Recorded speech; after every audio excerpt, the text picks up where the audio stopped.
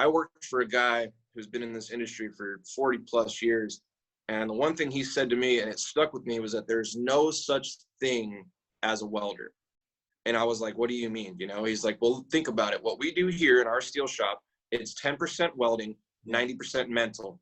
And I think what schools should really start teaching is the basics of welding, obviously stick welding, flux core welding, MIG welding.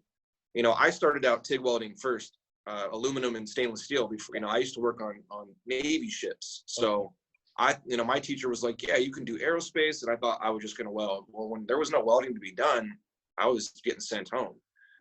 So I think it's more important, and where welders, fabricators can really prosper and keep going, is that they understand prints, man. I mean, it sounds silly, but there's a lot of people out there who might have a hard time with regular construction math. And it takes a while. Yeah. It's basic math, but some people aren't used to it, and I wasn't. So it took me a long time, especially for field layout.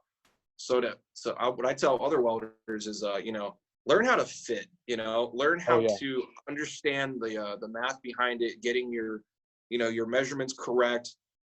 Because half the time you're not just going to be burning wire. You know, you've got to build something, obviously. Yeah. And the majority of the work, especially what you get, you know, they're not going to just call you and say, hey, are you guys just welders, or do you guys do like fabrication? Because if you were just a welder, you know, I don't know, it's kind of hard, especially where we're at. You know what I mean? If you can weld and build at the same time, you're more valuable.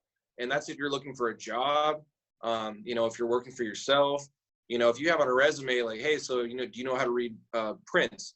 No, but I have a certification. Most people are going to be like, all right, well, we need more than that, you know? Yeah. So what I tell people, I said, if you can avoid, really, depending on what market in this industry you want to go towards, whether it be pipe welding, structural steel welding, aerospace welding, I say get an entry-level position, you know, at a metal shop. A metal fabrication shop is probably the best start for anybody to do, because if you go as an entry level and don't do what most of us did in the beginning, was BS your way in there, like, oh yeah, you know, I've done this, and the next thing you know, they're like, you don't even know how to use an iron worker, man, like, get on out of here. Yeah.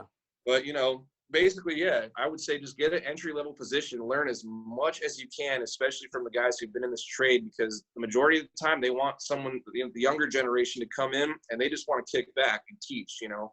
Yeah. They don't want to have to come in there and, you know, climb up all this iron like they used to. Their bodies can't handle it, but they want to teach. And I think for me, it's been better for